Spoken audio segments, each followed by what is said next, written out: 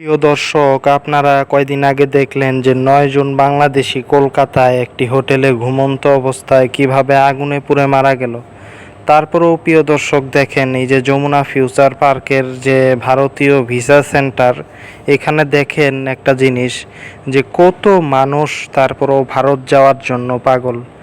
তো এটা আসলে কি বলেন যে মূর্খ আসলে কাকে বলে, কত প্রকার ও কি কি, যে ভারত আমাদের জন্য নিরাপদ না, সেই ভারতে আমরা কিভাবে যাই?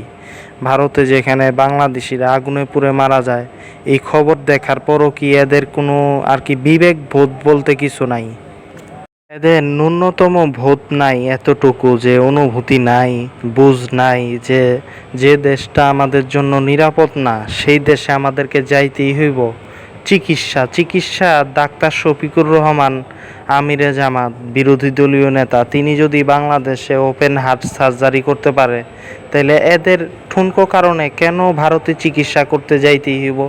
আচ্ছা, ভারতে বাংলাদেশে না থাকুক, বিকল্প অবশ্যই আছে। চায়নায় যাইতাছে, মালয়েশিয়ায় যাইতাছে মানুষ, সেখানে গেলে সমস্যা কি? একই খরচ, কিন্তু এদের যাইতেই হইব। আসলে এরা ভারতের দালাল কিনা জানা নাই, কিংবা অন্ধ ভারতপন্থী কিনা। তো যাই হোক, এদের কোনো বিবেক নাই।